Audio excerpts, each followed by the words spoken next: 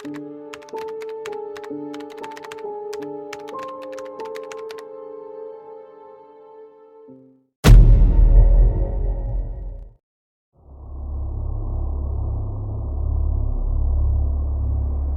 बुकवर मिळालेल्या पत्त्यावर शोध घेता घेता तो एकदाचा त्या घरी पोहोचला. तेव्हा प्रथम दर्शनीच भिंतीवर चंदनाचा हार घातलेला फोटो पाहून चांगलाच हादरला. खरं म्हणजे फोटोतल्या तिला बघताच सर्वांगाला कंप सुटला होता त्याच्या. काय बोलावं, काय विचारावं, कसं सांगावं काहीच सुचत नव्हतं. तरीही घरातल्यांच्या नजरात चुकवून फोटोतल्या त्या छबीकडे पुन्हा पुन्हा पाहून खात्री करून घेत होता तो. इकडे मात्र एक अनोळखी व्यक्ती नक्की कशासाठी पत्ता शोधित आपल्या घरापर्यंत येऊन धडकली आहे याचा उलगडा मात्र घरातल्या त्या बाईंना होत नव्हता. साधारण 2-3 आठवडे झाले असतील तेव्हापासून पिच्छा पुरवणारं एक भयनाट्य त्याला त्या घरापर्यंत घेऊन आलं होतं. घरापासून रोज ऑफिस गाठायला त्याला रोजच जीवघेणी कसरत करावी लागायची. कधी कोसळणारा पाऊस, कधी उशिरा धावणाऱ्या ट्रेन, रोज वाढत जाणारी गर्दी, घामाच्या धारा, सगळं सहन करण्याच्या पलीकडचं होतं. एक सुट्टीचा दिवस सोडला तर ऑफिसला वेळेत पोहोचू का याच काळजीनं त्याची सकाळ उजेडायची. अक्षरशः वैतागला होता तो. अनेक वेळा एखादं वाहन घेण्याचं त्यानं मनाशी ठरवलं सुद्धा, पण खर्चाचा ताळमेळ कधीच जमला नव्हता. स्वतःवर फक्त चिडून पुनश्च हरिओम म्हणत तेच धक्के खाणारं आयुष्य तो जगत होता. अर्थात शोरूम बाईक घेण्याचं आवाक्यात नसलं तरी वाहन बाजारात जाऊन बजेटमध्ये बसणारी एखादी दुचाकी मिळाली तरी चालेल याचा मोह वारंवार त्याला तिथं फेरफटका मारायला मजबूर करायचा. अखेर एक बाईक त्याच्या नजरेत भरली. कदाचित अचानक उद्भवलेल्या आर्थिक अडचणींमुळं कुणाला तरी नवीनच घेतलेली बाईक मजबुरीनं विक्रीला काढण्याची पाळी आली असावी. बाईक पाहून त्याच्या आशा पुन्हा पल्लवित झाल्या होत्या. होईल तशी पैशांची कशी तरी जुळवाजुळव करून मित्रासमवेत त्यानं ती बाईक घेण्याचा व्यवहार पूर्ण केला. कमी बजेटमध्ये चांगली वस्तू मिळाली याचं त्याला समाधान झालं. जोडीला प्रवासात रोजचे धक्के खाण्यापासून सुटका होणार याचा आनंद, दोन्हीही भावना तो लपवू शकत नव्हता. आज प्रथमच स्वतःच्या वाहनाने ऑफिस गाठून संध्याकाळी तो घरी परतत होता. गर्दी, धक्के, गरमी, घाम याचा स्पर्शही न होता बाईक त्याला अलगद घरापर्यंत घेऊन येत होती. घरी पोहोचण्यापूर्वी रस्त्यात लागणारा अखेरचा सिग्नल पार करून त्यानं बाईक घराच्या दिशेनं वळवली खरी. काय झालं कोण जाणे, बाईक अचानक जड वाटू लागली. हँडल एका बाजूला खेचू लागलं. हेडलाईटचा प्रकाश कमी जास्त होऊ लागला. पंक्चर किंवा कार्बोरेटरमध्ये कचरा आला असावा या शंकेनं बाईक कडेला उभी करून त्यानं चेक केलं. सगळं कसं व्यवस्थित होतं, मग असं का होतंय? बाईक पुन्हा स्टार्ट करून त्यानं गिअर टाकला. थोडं पुढे जात नाही तोच पुनश्च तसंच घडलं. बाईक जणू घराकडे जायला विरोध करीत होती. मोठ्या कष्टानं बाईक घरापर्यंत आणून त्यानं पार्क केली. गरम झालेल्या बाईकची उष्णता दुरून सुद्धा त्याला जाणवत होती. दुसऱ्या दिवशी सकाळी ऑफिसला जाताना त्यानं बाईक गॅरेजला दाखवली. बाईक अगदी व्यवस्थित होती, कसलीच खराबी नव्हती. निश्वास टाकत तो परस्पर जॉबला गेला खरा, परंतु परत येताना शेवटचा सिग्नल पार केला.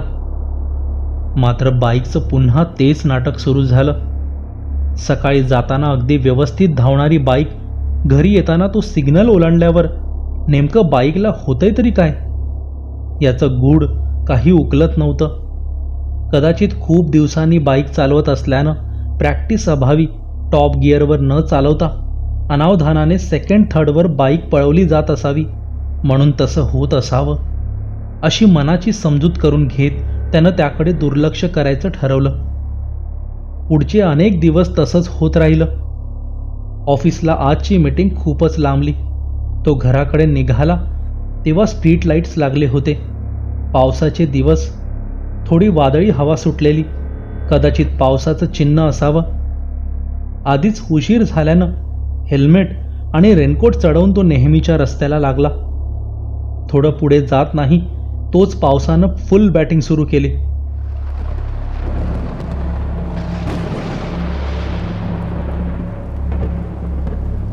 पावसाची चौफेर फटकेबाजी पाहून अधूनमधून कडाडणाऱ्या विजा पावसाला चेअरअप करायला मैदानात उतरल्या आणि थोडं पुढे गेल्यावर घाबरून रस्त्यावरच्या दिव्यांनी गपकन डोळे मिटले. असंख्य वाहनांच्या हेडलाईट्समध्ये तो धीम्या गतीने पुढे सरकत घराकडे निघाला होता. रेनकोट असूनही टपोऱ्या थेंबांनी त्याचे अर्धे अधिक कपडे ओले झाले होते. अखेर तो त्या शेवटच्या सिग्नल जवळ येऊन पोहोचला होता. पुढे जाऊन घराच्या दिशेनं वळायचं म्हणून लेन बदलायला त्यानं बाईकच्या साईड मिररमधून मागे पाहिलं. मात्र त्याला हादरवणारा, धडकी भरवणारा प्रचंड धक्का त्याला बसला. तरीही कदाचित बघण्यात काहीतरी चूक झाली असावी असं समजून त्यानं पुन्हा आरशात पाहिलं. पण तो जे पाहत होता ते सत्य होतं. बाईकवर त्याच्या मागे सीटवर एक स्त्री बसली होती.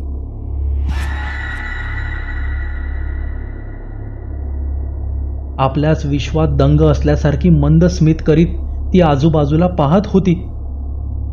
खरं तर बाईक तिथं सोडून पळून जावं असं वाटत असलं तरी मागे पुढे असणाऱ्या गाड्यांमुळे त्याला तसं करणं शक्य नव्हतं. परंतु सिग्नल क्रॉस करण्याआधीच हिरवा दिवा लाल झाला. त्याला अलीकडेच थांबावं लागलं. धीर करून त्यानं पुन्हा आरशात पाहिलं. ती अजूनही तशीच बसून होती.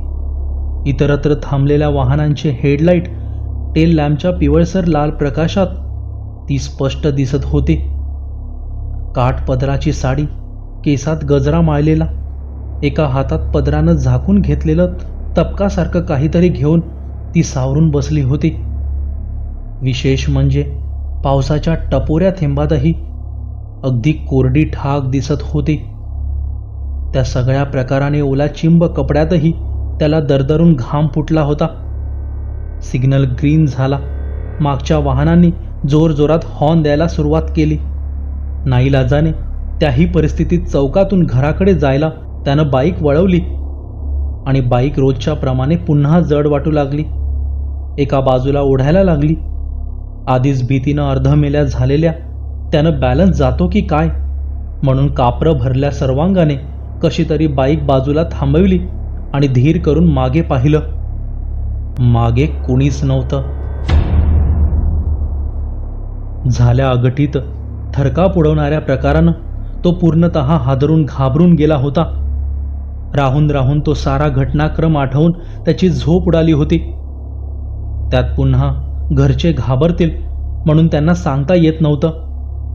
तर मित्र परिवाराला सांगायचं म्हटलं तर ते त्यावर विश्वास ठेवणारे नव्हते.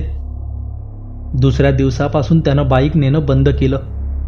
सारखा सारखा विचार करून तो एका निष्कर्षाप्रत ठामपणे पोहोचला होता. ते म्हणजे घराजवळचा तो ठराविक सिग्नल सोडल्यानंतर जड वाटणारी बाईक, एका बाजूला ओढणारी बाईक, बंद पडणारी बाईक आणि त्यावर दिसलेली ती स्त्री. तो ठराविक रस्ता या सर्वांचा नक्कीच एकमेकांशी काहीतरी संबंध असल्याचं एव्हाना त्याला कळून चुकलं होतं. आजपर्यंत त्याला कुठलीही इजा, नुकसान झालं नसलं तरी या प्रकाराचा छडा लावायचं त्यानं ठरवलं होतं. म्हणूनच आज तो RC बुकवर मिळालेल्या मूळ बाईकच्या मालकाचा पत्ता शोधित त्या घरापर्यंत येऊन पोहोचला होता. बाईकवर दिसलेली आणि समोर फोटोतली स्त्री एकच होती. बाईकचा विषय कसा काढायचा? तो एकटक फोटोकडे पाहत असताना, आमच्या सूनबाई आहेत त्या. काही दिवसांपूर्वी नवीनच घेतलेल्या बाईकवर दोघं नवरा बायको महालक्ष्मी मंदिराला दर्शनाला निघाले होते. मंदिराच्या अलीकडील सिग्नल जवळ साडीचा पदर बाईकच्या व्हीलमध्ये अडकला. तोल जाऊन खाली पडल्या त्या आणि मागून येणाऱ्या बसखाली सापडून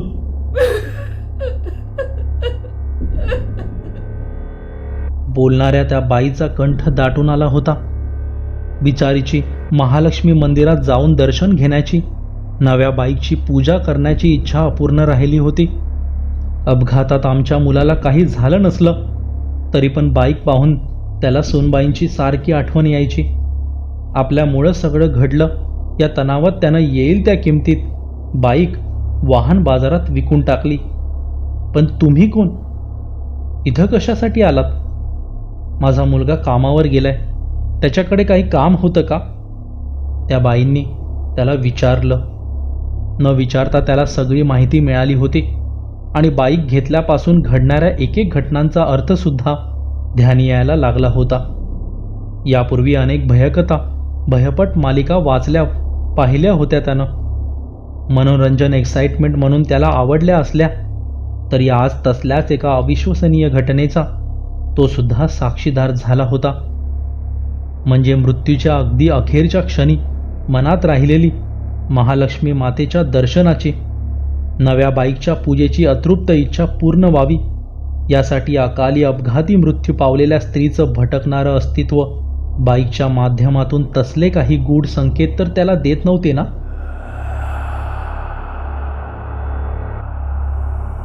मुलाकडेच काम असल्याचं बोलून मी पुन्हा परत येईन असं सांगून त्यानं त्या घरातून काढता पाय घेतला.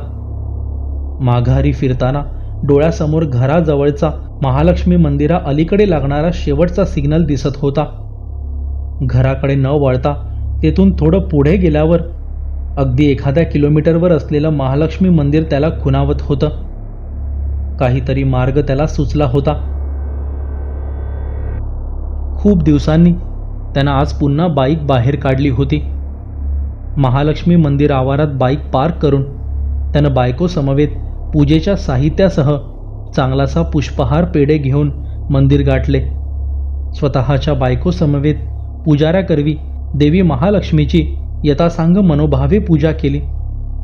त्याची बायको मंदिराला प्रदक्षिणा घालत असताना इतर देवदेवतांचं दर्शन घेऊन येईपर्यंत तो मातेच्या मूर्तीसमोर डोळे मिटून ध्यानस्थ बसला होता. माते, तू सर्वज्ञ आहेस. मी कशासाठी आलोय तू जाणतेस.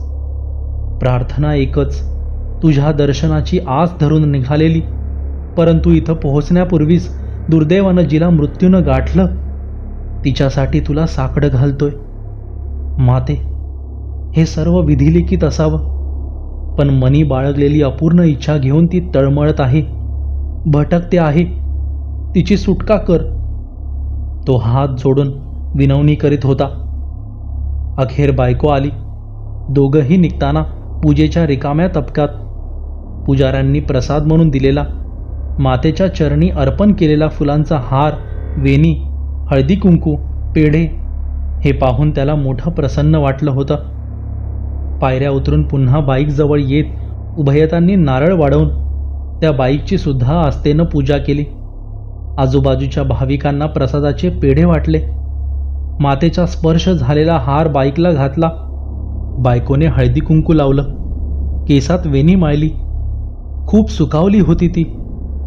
परंतु दुसऱ्या क्षणी सौच्या ओठातून बाहेर पडणारे उद्गार त्याला मात्र खूप विचलित करीत होते. अहो, आपण बाईक घेतल्यापासून माझी खूप इच्छा होती. बाईकवर मंदिरात यावं, देवी मातेची मनोभावे पूजा करावी, नव्या बाईकला महालक्ष्मीच्या द्वाराशी आणून आशीर्वाद घ्यावेत. आज तुमच्यामुळे मनातली इच्छा पूर्ण झाली हो. खूप खूप आभारी आहे मी तुमची. सौ बोलत असली तरी त्याला मात्र दुसरंच कोणीतरी बोलत असल्याचा भास होत होता. गेल्या कित्येक दिवसांपासून बाईक सभोवती भटकणाऱ्या त्या एका गूढ अतृप्त अस्तित्वाची सुद्धा राहिलेली इच्छा आज पूर्ण झाली होती. मग बायको बोलत होती का ती? आणि माझी बायको अशी आभाराची भाषा वापरणं शक्यच नव्हतं. संध्याकाळ झाली होती. बाईक घेऊन गेलेला तो आज पुन्हा एकदा कामावरून घराकडे परतत होता. पाऊस जरी नसला तरी थोड्या वेळापूर्वी पडून गेलेल्या हलक्या सरीनं ओलसर झालेले रस्ते, इतर वाहनांची वर्दळ, हळूहळू तो त्या अखेरच्या सिग्नलजवळ पोहोचत होता. दिवा लाल असल्यानं त्याला अलीकडं थांबावं लागलं. धीर एकवटून त्यानं भीत भीत साईड मिररमधून मागे पाहिलं. मागे कुणीच नव्हतं. त्याला हायसं वाटलं. तोपर्यंत सिग्नल हिरवा झाला. तसा हॉर्नच्या गोंगाटाने तो भानावर आला. सिग्नल पास करून त्यानं बाईक घराच्या दिशेनं वळवली. पण आजचा अनुभव जरा वेगळा होता. बाईक ना एका बाजूला ओढली जात होती ना जड वाटत होती. सफाईदार वळण घेत तो घराकडे निघाला. थोडी हिंमत दाखवून, थोडा तिच्या मृत्यूपूर्व मनस्थितीचा विचार करून त्यानं योजल्यानुसार सगळं घडलं होतं. तिची अधुरी राहिलेली इच्छा आज पूर्ण झाली होती.